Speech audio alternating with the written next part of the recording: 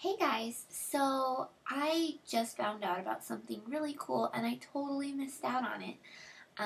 There was a thing that some of the YouTube moms were doing called VEDA, which stands for Video Every Day in April. Only I kind of found out about it yesterday, which was the last day of April, and I wish I'd known about it because I really would have wanted to do it.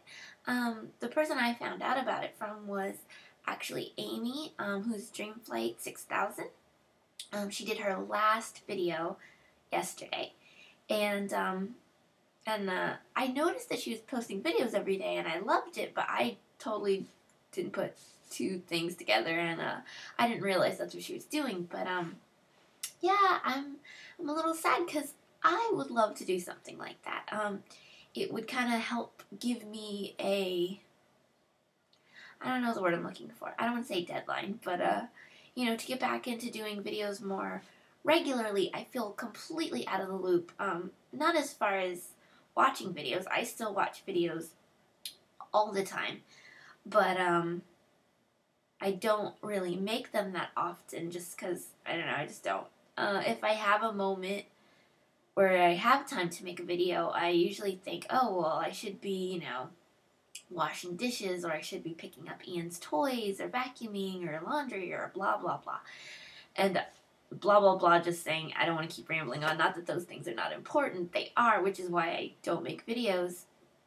Because I'm usually either doing chores, or I'm taking care of my son and playing with him and that kind of thing. And anyways, so I am going to do a very late VEDA, only I guess mine would be like VEDM. I'm going to try to do a video every day in May. And some days I probably won't have anything interesting to talk about, so it might just be a quick little clip of something Ian is doing. But I'm really going to try to do that so that at the end of May, maybe I can just go back to doing one or two a week, which would be awesome because I had so much fun when I was doing my pregnancy videos once a week. And I just felt so much more in touch with everyone, and I was talking to everyone a lot more. And I really want to get back into that because I don't want to, exclude myself from the awesome YouTube mom community, because it's an awesome community and I'm so proud to be a part of it, and I just want to be, actively a part of it. So this is going to be my first video of one of every day in May, and I'm kind of drawing a blank right now as to whether there's 30 or 31 days in May. I think there's 31, but it could be wrong. Actually, let me just look at my calendar. There's 31. Okay, so I will be doing 31 videos this month. Keep me to it, people. Try to, if for some reason you don't see me posting a video, then go ahead and leave me a message on my Facebook page and to help remind me. But I think I can do it. I really think I can do it. So anyways, I'm only 3 minutes in, so I guess I will, make the first video a good one and talk a little bit more. But let's see. Something that I've been thinking a lot about lately is Ian's speech. He really doesn't talk that much. He really doesn't say too many words. He says mama, dada. He just recently started saying dog. But it's more like duh, duh. And he kind of breathes the D as an H. He doesn't say he says the G as an H more. Not so much dog as much as duh, duh. And he points to our dog Riley whenever he does that. He doesn't seem to point out any other dogs, though, so I don't know if maybe he just thinks that's Riley's name. I don't know. But if you ask him where's the dog, he'll point to our dog specifically. But if there's a dog on TV, he doesn't seem to associate that with the dog. But yeah. And I know every child is different, and so it's probably nothing I need to be worried about, but and I know you're not supposed to compare children. However, my friend Jessica, she's got a son, Matthew, and he's 2 weeks younger than Ian. He was born in April. And they come over for play dates once a week, and it's so awesome because the boys just have so much fun together, and Jess and I have so much fun together, talking and stuff. And but seeing the two boys together, I just see how different they are. And with Matthew being, 2 weeks younger than Ian, you would think that Ian would be doing some of the same things, but I guess as far as eating, Ian is more advanced. I mean, he eats everything. But whereas, Matthew isn't really eating, everything that, probably Jess and her husband eat, but he's getting there. And where Ian's been eating solids for quite a while. He's kind of a champ at it now. But as far as walking, Matthew walks, and he's been walking a long time now, and Ian doesn't seem to have any interest whatsoever in walking, and he is 13 months now, and he stands sometimes if he feels like it. And probably I would say he stands up maybe 5 to 10 times a day, but it's only for, a few seconds until he's done standing, and then he just very slowly sits down. But he just doesn't seem like he wants to walk at all. And then as far as talking, like I said, he says mama, dada, dog. Well, dog. And sometimes he says thank you, but it's just, I don't know, mostly when we give him food, he's like, dado, dado.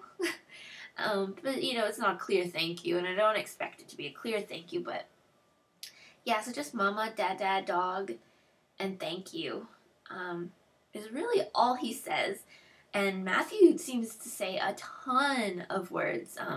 He says sock and zebra and mom and dad and goat and duck and truck, and I don't know, he just seems to say so many words. His vocabulary is huge, and that's awesome, and it just makes me a little bit concerned that Ian doesn't seem to want to talk or walk. And I kind of always thought, well, if child A is walking and child B is not, well, child B's vocabulary might be higher. But it just seems like, he is walking and talking a lot, and Ian just doesn't seem to be interested in doing either that much. So, anyways, let me know what you guys think about that. I've been trying to, read to him a ton more. We usually like to read him at least one book a day, but I've been trying to read him more books, and I've always, talked to him a lot. I talk to him all day, so I don't know if that's anything I can do more, because, I'm talking to him every second that he's awake, pretty much,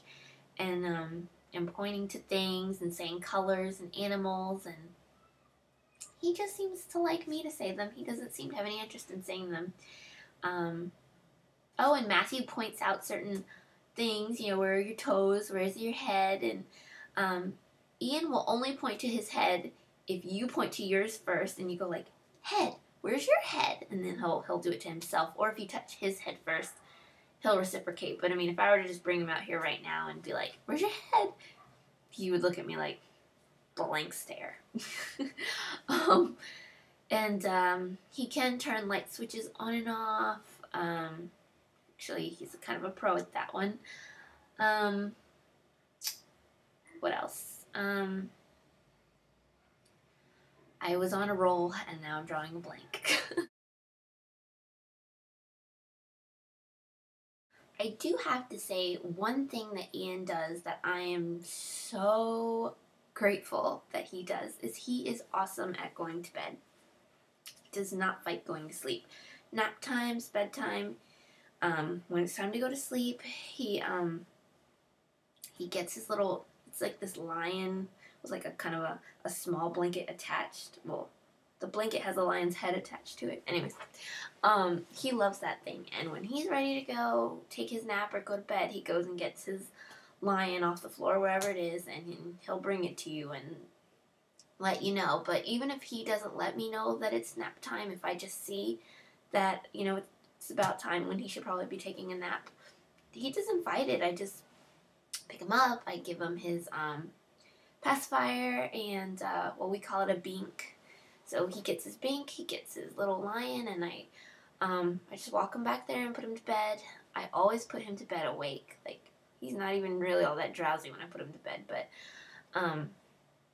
yeah, we just take him in his room and we put on, he's got an iPod in his room and it plays Mozart nighttime music. So we just turn on his Mozart music, and as soon as you put him in his crib, he just lays right down and goes to sleep. It's pretty awesome. If he's not really tired at that moment, then he might sit there and play with the lion quietly, or he might talk to it a little bit, you know, just kind of baby babble. And then eventually, whenever he gets tired, he'll lay down. And that usually doesn't take more than 10 minutes. But usually I can just tell when it's bedtime and he's tired. So as soon as I put him in his crib, he lays down and closes his eyes. And I love that he does that. He knows which switches in our house specifically go to the fan. He loves the fan. So if you go anywhere near the little turn dial that turns the fan on, he immediately looks up towards the fan and gets excited.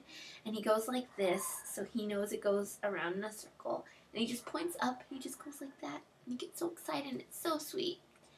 And if you ask him, where's the fan, you know, he'll usually not give you a response unless you go like this. If you go, Ian, where's the fan? Then he'll look up and point at the fan. But anyways, so that is officially my first video out of 31 that I'm going to try to do in May. So, if you guys can help me out and give me some suggestions, because I really don't know what I could make a video about every single day. So, if you have any video requests, just put them down below and I will definitely do a video on it. So, now's your chance. If you want to see a what's in my diaper bag video, or, really, I'm drawing a blank right now, but if you have a question about anything, just leave video suggestions or questions down below, and I will definitely do a video on them as opposed to just responding to you, because I need video ideas. So yeah, help me out with video ideas, and let me know what you think about Ian not talking so much and not walking yet at 13 months. And if you guys were in a similar situation, if your kids, didn't really talk or walk until 18 months or something like that, just let me know. And okay, bye.